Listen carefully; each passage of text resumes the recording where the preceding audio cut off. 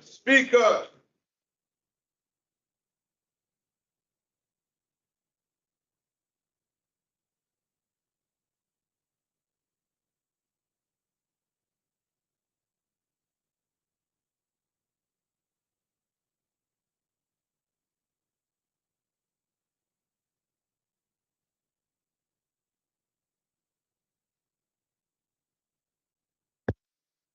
Let us pray.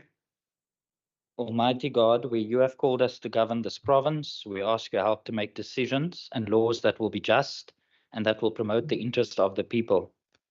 Almagtige God, ons bid dat u gedurende ons vergaderings ons die nodige wysheid sal gee en ons motiewe suiwer sal hou en dat u ons sal help om al ons tekortkominge te oorkom en al ons besluite aan u op te dra. Sikalela iletwa leto na bantu balu. Musili ukulungo kwepondo leto.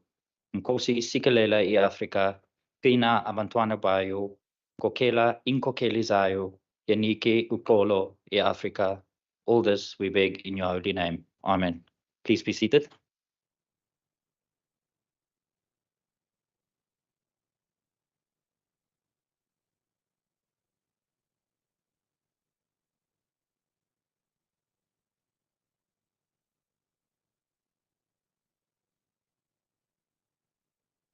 Good morning, honourable members. Before we proceed, I would like to remind members about some of the logistical arrangements.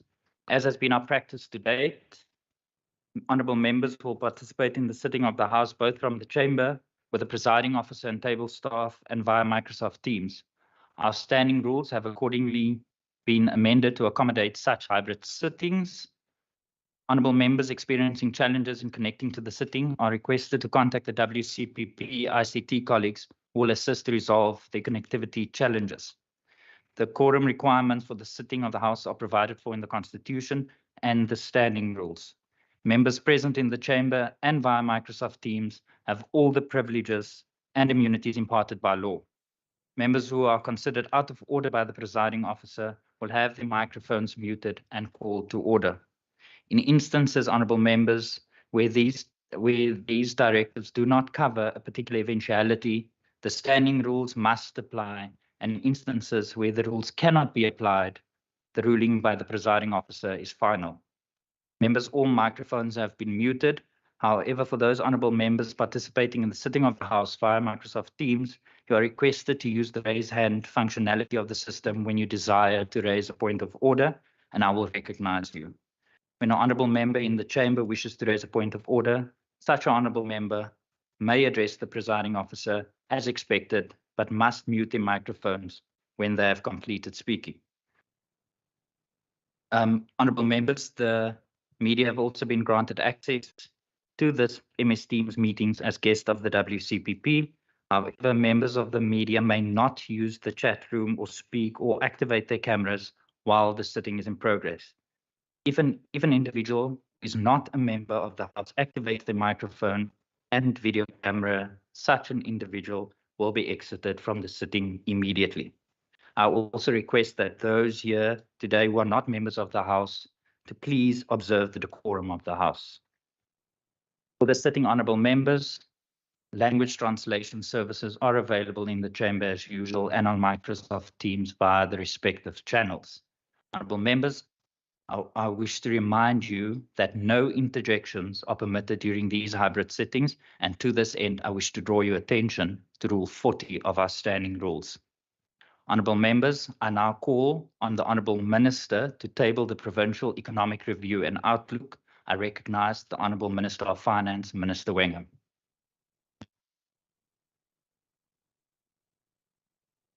Thank you very much, Honourable Speaker, Honourable Acting Premier and Cabinet colleagues, Honourable Leader of the Opposition, Honourable members and people of the Western Cape. Today, I have the pleasure of sharing some of the key data trends revealed in the Provincial Economic Review and Outlook, or the PERO. Over the last few months, our colleagues in the Provincial Treasury and provincial departments have compiled this comprehensive document providing us with critical evidence we need to tackle the challenges and to guide us to the opportunities that we can nurture to deliver a better future for our residents. It gives us a clear picture of sectoral developments, key labour market dynamics, and socio-economic development trends within the province, contextualised within the broader national and global realities, as well as how these developments impact us here in the Western Cape. And this year, the Pero team have introduced impressive new data that further deepens our ability to respond to emerging trends. For the first time, we have included spatial economic activity data, which leverages anonymized administrative tax data to give granular insight into where firms and jobs are located. The saying goes that decisions are only as good as the information on which they are based. This is why we place a premium on evidence-based decision-making so that we can make informed decisions to achieve the best possible outcomes of economic growth, education, healthcare, well-being, and safety for our people. And so, Speaker, this publication is more than just a labor of love, but a true example of civic service. To begin, I would like to express my sincere appreciation and gratitude to all of those involved in the production of the 2023 Pero, especially Ms. Shirley Robinson, Mr. Philippus Prinsloo, Ms. Taryn van der Reede, the chapter leaders, quality controllers and advisors, technical editors and graphic designers, under the stewardship of Mr. David Savage as our previous head of Treasury, as well as our new acting head of Treasury, Ms. Jalinda Gantana.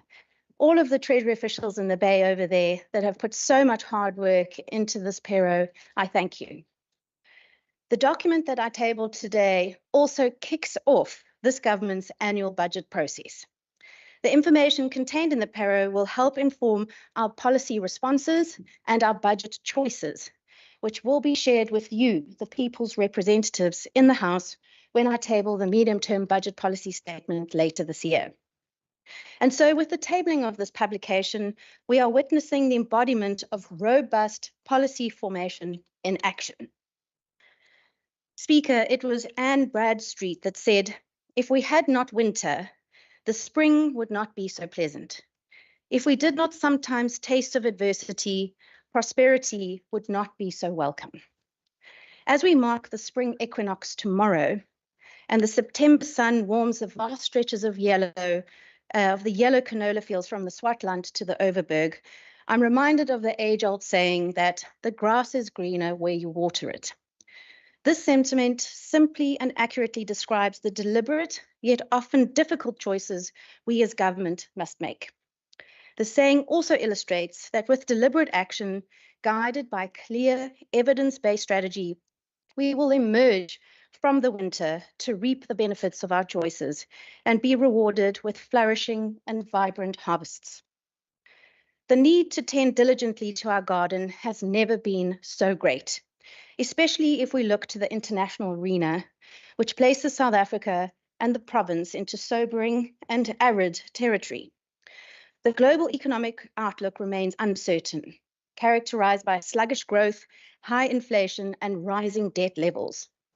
Supply chain disruptions, geopolitical tensions, and climate change pose additional challenges worldwide. The International Monetary Fund's July 2023 projections anticipates that global growth will drop from 3.5% in 2022 to 3% in 2023 and 24. Economic activity continues to be weighed down by central banks raising interest rates to combat inflation and ensure financial stability. Even though the signs of lower inflation are there, especially in major economies, high interest rates strain economic activity, leading to stricter lending and a decrease in available credit. In the United States of America, monetary policy has tightened in response to inflationary concerns, and recent bank failures have led to a slowdown in credit creation, both affecting economic activity. In 2022, the US economy had significant links to the Western Cape, accounting for 13.7% of all arrivals at Cape Town International Airport and receiving 8.2% of the region's total exports. Again, just underpinning how important the renewal of South Africa's participation in AGOA is. America is one of our top export markets, and here in the Western Cape, we deeply value the US's support for our growth opportunities. Looking to another international economic leader and key export partner, China, which contributed 5.5% to the Western Cape's exports. Although China's economic growth is predicted to rebound to 5.2% in 2023, their recovery is expected to weaken due to lower exports, a slowdown in the manufacturing sector, and underlying risks in the real estate sector. Overall, we are now seeing inflation starting to decrease, but it is still high in many countries. If we turn to the realities closer to home, annual headline inflation in South Africa increased slightly from 4.7% in July to 4.8% in August of 2023, falling below the Reserve Bank's upper monetary policy target range. While food inflation decreased from 10% in July to 8% in August, cost of living pressures persist. Regarding economic growth between 2013 and 2022, the South African economy grew at an average growth rate of 1%. Over the same period, the national population grew at an average annual rate of 1.4%. The result of this disparity between population and economic growth has been a decline in GDP per capita, making the daily lives of millions of South Africans that much harder. The latest inflation data confirms this lived reality, showing significant cost of living increases impacting on the most vulnerable groups disproportionately. In the 12 months leading to April 2023, lower income households experienced an 11.3% rise in living costs, while middle income and higher income households experienced a 7.8% and 6.2% increase respectively, according to Stats SA. Last year, we had cause for some hope as we continued to recover from the ravages of the COVID-19 pandemic. South Africa's economy grew by 1.9% off a relatively strong recovery in 2021 of 4.7%. But this year, those green shoots are absent. We expect growth of just 0.5% in 2023 before recovering to somewhat modest growth of 1.8% in 2024. The key economic factors that have led to this underwhelming national growth include the impact of Russia's illegal invasion of the Ukraine, monetary policy tightening as a result of rapidly rising inflation, severe floods in April 2022, and the exacerbation of our energy crisis, now into its 15th year. The harsh reality is that this level of economic growth is entirely insufficient to support the job creation that South Africa needs. This level of economic growth is plainly unable to support the national government debt and unable to afford the national wage bill. Now, frontline services are in line for deep cuts, compromising their ability to provide dignity and care to our people, and especially the vulnerable who need it the most. At the heart of these factors lies the undeniable truth that the national government consistently and continuously fails to grab the nettle and make the critical and tough choices that will undoubtedly set us all on a path of inclusive and steady economic growth. These choices are essential if we are to move from a nation buried under high unemployment, vast inequalities, and deep poverty, to one in which every citizen has the prospect of meaningful work, an equal opportunity to thrive, and a dignified quality of life. The country's economic prospects are further constrained by limited fiscal space, rising debt levels, higher debt servicing costs, long-standing rigidities in the labour market, the logistics crisis, and governance and corruption vulnerabilities. These factors collectively dampen the outlook for future economic growth and social outcomes in South Africa. Here in the Western Cape, over the past decade, the economy has cumulatively expanded by 11.1%, or at an average annual growth rate of 1.1%. Over this period, the agriculture sector at 37% expanded at the fastest pace, followed by the finance and government sectors. The success of the agriculture sector can largely be attributed to its increased access to international markets and phenomenal export growth. Our farmers and agricultural workers are so deserving of their success, despite immense headwinds that they battle daily. Taking a broader view, the Pero shows that the Western Cape economy recovered from the 2020 recession by the first quarter of 2023.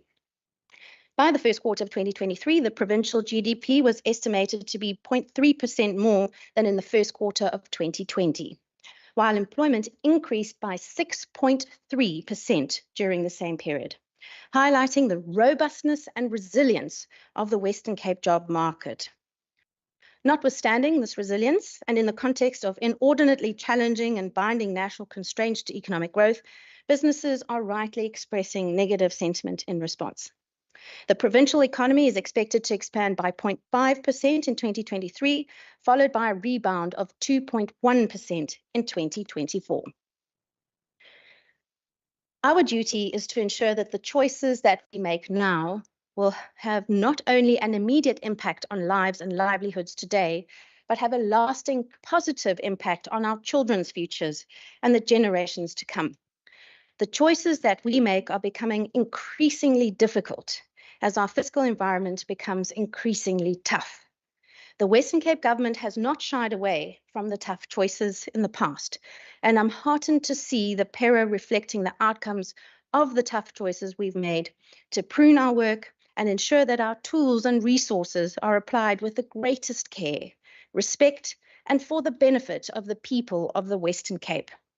To put it more plainly, the grass is greener where you water it, reflects our determined belief that it's the tough choices we make now, based on the insights from the Pero, that will go on to help our grass grow, to help our economy grow, so that we can create a province in which her people prosper, with many more jobs that lift people out of poverty and into a future budding with prosperity and with hope. Speaker, we're on a mission to make sure our collective tomorrow is better than today. And our map to guide us on this mission is our ambitious new Economic Action Plan, Growth for Jobs, or G4J. G4J aims to enable a R1 trillion jobs-rich, inclusive, resilient, and thriving provincial economy that is growing at between 4 and 6% by 2035. Ultimately, the solution to the challenges we face is to achieve the kind of breakout economic growth that will create many more jobs, and which in turn will help pull people out of poverty and give them the opportunities they need to succeed. The entire strategy is underpinned by the principles of partnership, combining our efforts to achieve the best results, of innovation to ensure we are constantly learning and employing the best methods to achieve our collective aims of redress, because we understand that the best way to address historic injustices is to pull more people into the economy. G4J clearly sets out 7 priority focus areas, which brings in a whole of government approach to achieve horizontal enablement of the private sector for private sector-led growth. These focus areas, each with their own goals and targets, include driving investment, stimulating domestic markets and exports, energy resilience and a transition to net zero carbon, water security and resilience, technology and innovation, infrastructure and a connected economy, and improved access to economic opportunities. At the very heart of G4J is the understanding that it is the private sector, including formal, informal, and township-based economies, and particularly citizens, entrepreneurs, and SMMEs that drive our economy. To put it simply, it's the private sector that creates jobs, and it is our job as government to make this as easy as possible. It's centered on systemic solutions that address key binding constraints and an enabling environment for the private sector that accelerates economic growth. And so, while there's much more work to be done, we have seen some green shoots emerging. The data coming from the Pero confirms that millions of people are actively seeking out the Western Cape to base their families, their businesses, and their hopes. We are anticipating that our provincial population will reach 10 million by 2040. That means that between 2023 and 2040, our population will grow by an additional 2.7 million people. We've just learned that the census data will be released in October, and this will provide additional information on our population dynamics. With an ever-increasing population comes increasing pressure on provincial frontline services like education and health. And while the Western Cape government is taking up the fight to make sure our residents are not punished for poor policy choices made at the national level, the stark reality is that because of the fiscal crisis, we are going to have to do more with far, far less here at home. The Bureau includes critical data on the performance of our education and healthcare systems to inform the path forward. Over the last 5 years, there has been a notable improvement in learner retention for both primary and high school cohorts. This positive trend suggests a decline in dropout rates and an increasing number of learners successfully completing their education. We've also seen the devastating impact of the COVID-19 pandemic on systemic test results for grades 3, 6, and 9, revealing sustained declines and highlighting the urgency and importance of targeted interventions. The Western Cape moved quickly in lockstep with this data, and the Back on Track program of the Western Cape Education Department is an example of a successful targeted intervention that has received recognition, national recognition, for its efforts to address severe learning losses. By enabling increased Members, maths and reading each week for the grades most severely affected by the pandemic, the program applies a variety of teaching, learning, and support methods to improve learning outcomes. On the health front, PERA shows us that over the past decade, the Western Cape has seen encouraging growth in the number of public employed doctors per 100,000 people, from 43.4 in 2013-14 to 45.9 in 22-23. We've been able to employ an additional 725 doctors at public healthcare facilities over the period, which is an expansion of 27.8%. However, over the same period, the growth in public employed nurses has not kept up at the same pace. The number of public employed nurses per 100,000 people declined from 204.6 in 2013-14 to 191.4 in 22-23. Speaker, through deliberate, evidence-led innovations, our Provincial Department of Health and Wellness has achieved some impactful outcomes. Despite the expanding population in the province, there has been no corresponding rise in hospital visits or the number of hospital patient days. Since 2020, the number of public healthcare facility visits and the hospital patient day equivalent declined from levels reached in 2019-20. Initial decline can be ascribed to the COVID-19 lockdowns, which prevented the public from accessing healthcare facilities for non-urgent services. But it has actually been the impressive innovation of the Department of Health and Wellness during the difficulties of the pandemic that has made all the difference here. The community-oriented primary care, which took healthcare directly to residents' homes through outreach programs and efficient medicine delivery, including home delivery of chronic medication and telehealthcare, has reduced healthcare facility visits. Consequently, the number of public healthcare facility visits is down by 11%, and hospital patient day equivalent has been reduced since 2019-20, largely due to the change in the service delivery modality. It must be noted that these figures are not indicative of demand for healthcare services in the province, which has, of course, increased.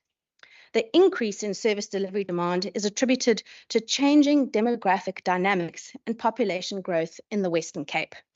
Understanding life expectancy offers insights into health status, the disease burden of the population, and the impact of resource allocations. Across all provinces, females consistently exhibit higher life expectancy than males, with the Western Cape standing out for its longer male life expectancy compared to other provinces. What we're seeing in the Western Cape particularly is a noticeable trend of gradual aging, with this province showing the highest increase in the number of elderly individuals, which is now 1.1 percentage points higher than it was in 2014. These changing demographics have implications for the healthcare system, as the projected growth of chronic diseases and complex medical conditions among the aging population will place a substantial burden on the demand for adult primary care services and specialized medical fields. This highlights the need to maintain public healthcare service delivery through continued investment, as well as the importance of ongoing innovations that can sustain and improve the standards of healthcare services so that we can continue to help those who need it the most. Looking to more general indicators of well-being, South Africa and the Western Cape have consistently improved the Human Development Index, or HDI scores, over the last decade, indicating progress in well-being, education, healthcare, and living standards. HDI in the Western Cape has been improving in spite of the context of a deteriorating Gini coefficient, unprecedented in-migration, and slow economic growth. HDI improvements suggest that, on average, the province is making progress in education and healthcare outcomes. However, worsening income inequality combined with slow economic growth shows that the only way we're going to be able to lift more people out of poverty is by dramatically growing the economy to create jobs. Turning to mental health, we continue to see the impact of the immense stress and isolation caused by the COVID-19 global pandemic. In the 2021-22 and 22-23 financial years, the Western Cape experienced an unprecedented surge of psychiatric admissions in public health facilities, accounting for 45.9% of admission growth over the last decade. We also saw annual suicide numbers in the Western Cape increasing by 36% between 2013 and 2022, of which 82% occurred since 2019, requiring key considerations for mental health care access in the Western Cape.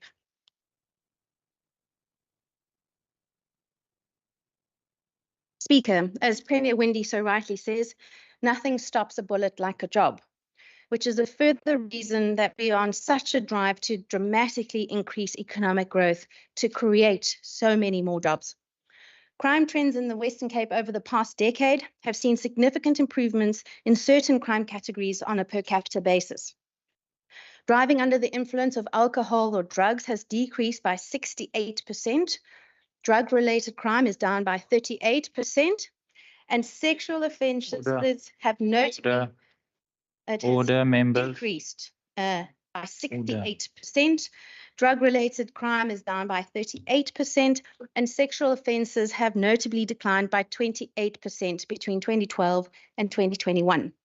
However, there has been a concerning increase in the murder of 34.2% and robbery at residential premises, up by 36% over the last 10 years.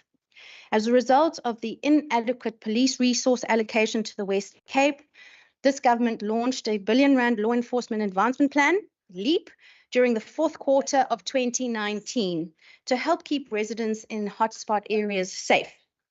Following the implementation of LEAP, there has been a notable decrease in the average number of crimes reported in the 13 quarters of LEAP implementation compared to the 13 quarters before LEAP implementation. These figures reflect the positive impact of targeted interventions and underscore the importance of strategic measures in curbing crime in these critical areas. While we continue to see the impact of the Law Enforcement Advancement Program in reducing targeted categories of crime in the identified hotspot areas, the fact remains that we need to dramatically increase employment opportunities. Between 2012 and 2022, the Western Cape experienced a notable cumulative real export growth of 42.4%. Yes. The Western Cape's agriculture sector accounts for more than half of South Africa's agricultural exports and was the primary driver of this export growth, recording a remarkable 219% growth. From 2012 to 2022. Order, members. Honourable Minister, please take your seat. Honourable members, I've allowed interjections. I've allowed, because that's I mean, it is allowed as per the rules. but you are getting to a point where you are drowning out the speaker. The minister is tabling the pero. You will have an opportunity to engage that. So please allow the minister to continue with the speech. Honourable Minister, my apologies. You may continue. Thank you, Speaker. Between 2012 and 2022, the Western Cape experienced a notable cumulative real export growth of 42.4%. The Western Cape's agriculture sector accounts for more than half of South Africa's agricultural exports and was the primary driver of this export growth, recording a remarkable 219% growth. From 2012 to 2022, the top 10 fruit exports from the Western Cape exhibited notable cumulative growth, surpassing 100%. Particularly noteworthy was the extraordinary surge in cranberries, bilberries, which are very similar to the better-known blueberries, which our provincial growers produce in abundance, and other berry-type fruits, which experienced a substantial growth rate of 1,300%. Notably, mandarins emerged as a significant fruit export, constituting 3.4% of the total commodity exports in 2022. The challenges that confront the fruit industry in particular include a surge in farming input costs and transport expenses, alongside very large shipping price increases. This subsector has been hit by freight rate increases in excess of 500% for a standard 12-meter container between 2020 and 2022. Coupled with daily port and rail constraints, it's increasingly difficult for many growers to continue commercial viability under these conditions. Sticking with exports, the tourism and hospitality sector has the potential to expand significantly and is a key opportunity area for the Western Cape. By 2022, arrivals at Cape Town International Airport surpassed pre-pandemic levels, highlighting the region's enduring appeal to international tourists. Within the same year, domestic tourism in the Western Cape also saw a substantial boost as more and more people enjoyed the world-class beauty and variety that a break in the Western Cape can offer.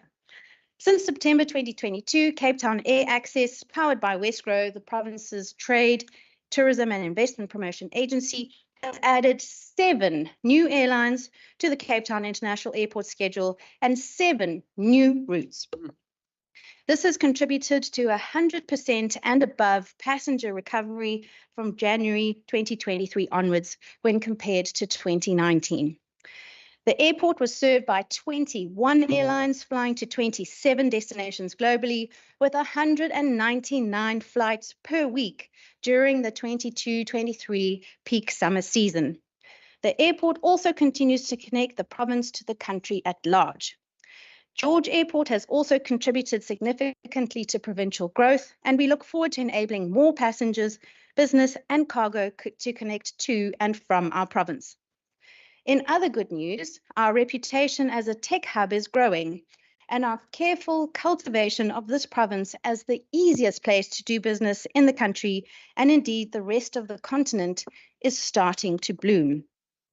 The latest Global Financial Centres Index show that, thanks largely to improved fintech ratings, Cape Town and the Western Cape has toppled 7 cities across the world to improve its rankings from position 62 in September 2021 to settle at number 54 globally in 2022. The Western Cape is also Africa's leading digital hub, with the Cape Town Stellenbosch tech ecosystem being the most productive on the continent. Cape Town is also fast establishing a reputation as the cloud computing hub of Africa, and several new data centers are currently being built. All of this adds up to show that our province is an increasingly attractive place to invest and to grow, and growth means jobs. This is not just sentiment, and the evidence-led pero shows even more reason for hope. The greenfield investments received in 2022 was 25% higher than the average over the last decade. In 2022, the Western Cape received 13.3 billion rand in greenfield investments that created 2,315 employment opportunities. This equates to 0.7% of the jobs created in the province. And adding to our drive to reduce our reliance on Eskom, renewable energy accounted for 10.9% of greenfield investments, or 11.6 billion rand, the fourth largest industry in terms of foreign direct investment. I'd like to thank businesses and investors that are placing their trust in the Western Cape, and I assure them today that we value that trust. We are doing our utmost to make the Western Cape the best and easiest place to establish, operate, and expand a business so that many more jobs can be created and many more lives can be improved. Now, Speaker, let me turn to some binding constraints. Much like weeds strangle the growth of our economy. The obvious culprit for this low growth is the severe electricity crisis. In fact, it's no longer a crisis, but an economic catastrophe. We know that you reap what you sow. In 1998, Eskom sounded the alarm, telling the national government that there must be investment in new infrastructure to secure future electricity supply. That was 25 years ago, a quarter of a century, and today we continue to be negatively impacted by the tragic consequences of that unheeded warning. In 2022, South Africa experienced the worst energy crisis on record, losing more than 150 full days to darkness. Without the power, the people of South Africa or the economy needed to simply operate. This is catastrophic. Since load shedding was first introduced, the Western Cape is Honourable Minister, my apologies. Honourable, please take a seat. Honourable Mvimbi, is that a point of order? Yes, thank you very much, Honourable Speaker. Just like your assistants, the assistant of the table staff or IT, because I've just experienced a problem now. My laptop said someone removed you from the meeting and I had to rejoin again. And there was a space where I've actually missed out on the meeting. It just said on my screen, someone removed you from the meeting. Right. Thank you, Honourable Mvimbi. I'll ask the IT and the table staff to look into the matter, and I'll revert back to you. Honourable Minister, my apology, you may continue. Since load shedding was first introduced, the Western Cape is estimated to have lost between 48.6 billion rand and 61.2 billion rand in real GDP, costing the provincial GDP 8.2 billion rand last year alone. This year, we will experience another all-time record of being unable to access the energy needed for the most basic. Any hope of expansion and real meaningful growth in our economy has become victim to the same blackout. The direct consequence of the electricity crisis is that almost 1 in 10 businesses in the Western Cape is now at high risk of insolvency due to the ongoing power cuts, according to a survey by Sustainable Energy Africa and the Department of Economic Development and Tourism. Our economy cannot afford to lose one more business and cannot afford to lose one more job. Speaker, while we certainly do have many reasons for hope in the Western Cape, we cannot escape the fact that there are still too many binding constraints choking investment and economic growth, most notably the logistics crisis. The situation that has been allowed to take root at the Transnet-owned and operated Port of Cape Town is one of the biggest of these constraints. The Port of Cape Town was ranked 344th out of 348 ports on the Container Port Performance Index in 2022. It consistently languishes at the bottom of indices measuring efficiency and competitiveness and the top of those measuring the most congested ports globally. Historically, the Port of Cape Town has suffered a severe lack of investment in critical infrastructure as well as equipment. As a key economic node responsible for processing more than half of the country's agricultural goods, it's imperative that the private sector is brought in as a partner to help unlock its immense potential and contribute to economic growth in the province and country. Research has shown that an efficient Port of Cape Town with sufficient capacity and investment in infrastructure has the potential to contribute And I will just share 4 statistics here. An additional 6 billion rand in exports, roughly 20,000 direct and indirect jobs, over 1.6 billion rand in additional taxes by 2026, and a contribution to the Western Cape gross domestic product of 0.7% by 2026. Put simply, when the port works, our economy works. And so it's to job creation that we must always return. As of the second quarter of 2023, South Africa faces a daunting unemployment rate of 32.6%, ranking among the world's most severe. While the Western Cape fares comparatively better with a rate of 20.9%, there is much more work to be done to create more jobs for more people. By the second quarter of 2023, the dividends of higher education were evident. Unemployment rates for tertiary educated individuals sat at 15.4% nationally and at 7.8% in the Western Cape, significantly lower than for those with only secondary or lesser qualifications. The emerging trend is that while the city of Cape Town hosts almost 3/4 of jobs in the Western Cape, over the past 5 years, the metro accounted for 35.8% of employment growth, with significant employment growth taking place in other district municipalities such as the Cape Winelands, West Coast, and Overberg regions, which shows that the Western Cape as a whole is working. Going forward, with respect to the development of policies and interventions that consider spatial dynamics, the evidence points to the opportunity to support the non-metro and rural municipalities, to drive job creation. And this is a perfect example of the power of PERO and the data it contains to inform and guide a policy response to a pressing need. One of the key focal areas of the PERO is youth unemployment. The document includes a deep dive into the most devastating reality plaguing South Africa's hopes and growth prospects. Far too many young people do not have jobs. With national employment levels still 1.2% below pre-pandemic levels by the first quarter of 2023, the data in PERO shows that young South Africans have undeniably borne the brunt of the country's significant economic contraction in recent years. While not unique to the Western Cape, the relatively lower labour force participation among young people is largely attributed to the high number of people actively attending formal education. When those attending formal education are excluded from the working population, the youth labour force participation rate in the first quarter of 2023 rises to 80.9%.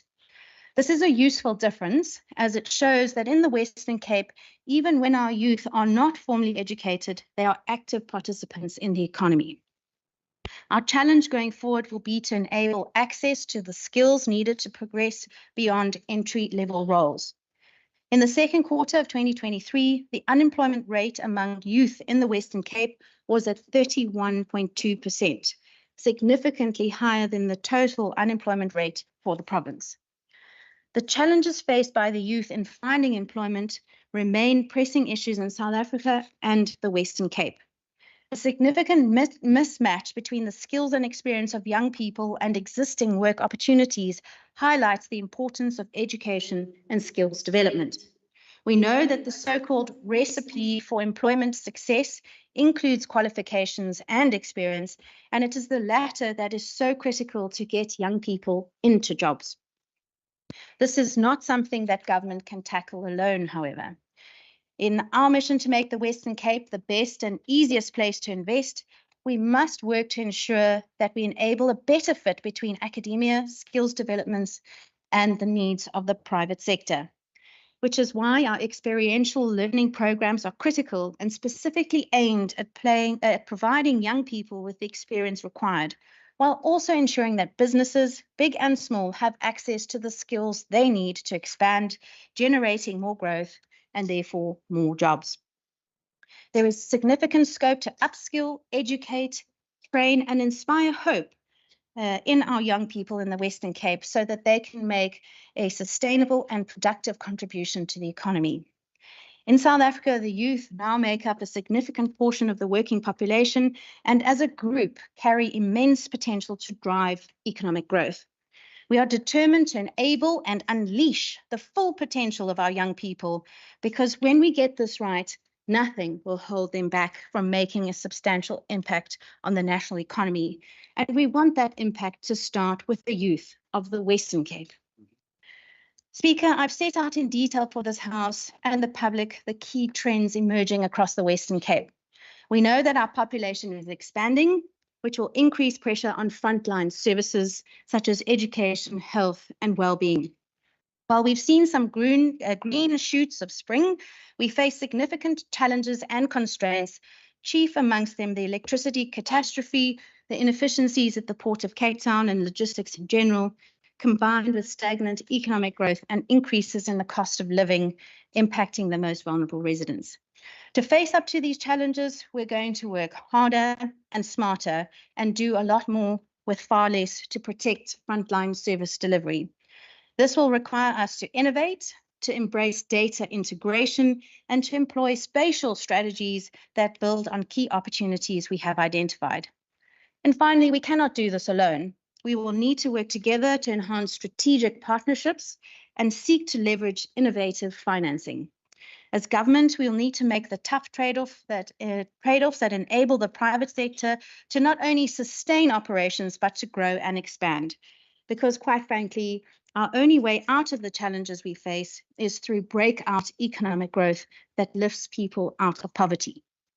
Speaker, in the iconic words of Lauryn Hill from her platinum debut album, sometimes it seems we'll touch that dream, but things come slow or not at all. To make a better situation, tomorrow our seeds will grow. All we need is dedication, let me tell you that. After winter must come spring. Change, it comes eventually. In closing, I'd like to dedicate this speech to all the young people of this incredible province. It is for you that we will continue to push on, to drive forward and make the tough choices now. We will do this so that we can emerge from a bitter winter by enabling the breakout economic growth we need to usher in an abundant spring full of possibility and opportunity. And we will do this so that your tomorrow is better than our today. Speaker, I herewith table the 2023 Provincial Economic Review and Outlook in the Western Cape Provincial Parliament. Soon I will have the pleasure of sharing with the honourable members another equally impressive evidence-based approach to policy formation in the form of the Municipal Economic Review and Outlook, which drills down even further to reveal critical insights in our local municipalities. Together, the PERO and MERO form the evidence base that will help shape the upcoming MTBPS and main budget. I therefore look forward to listening closely to your comments and suggestions in response to the reading of these publications. I'd also like to share that we'll be continuing with our messages for Murray in the run-up to the MTBPS to invite residents to participate in the budget process. And as I come to the end of this address, I'd like to recognise the former head official of the Treasury, Mr. David Savage, who we recently bid farewell to and whose passionate commitment to the province and her people will certainly not be forgotten. I'd also like to thank Premier Alan Winde for his visionary leadership and for pushing us to do even better than before, in spite of the challenges we face. I thank my cabinet colleagues for their hard work day in and day out for the residents of this province, as well as to all of you, my legislative colleagues who hold us to account. I'd also like to thank my team, Lauren, Rishka, Susan, Georgie. I couldn't do it without you. Thanks very much. And finally, to the residents of this indomitable province of the Western Cape, I assure you that we will continue to make the prudent choices. We will continue to water the grass and invest in and enable economic growth for you. I thank you.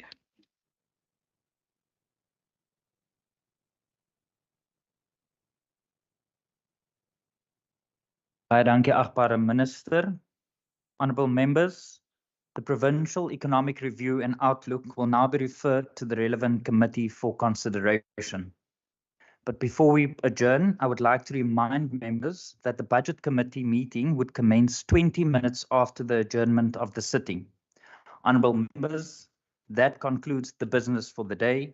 The Secretary will now end the meeting and all members will be exited from the sitting. The House is adjourned.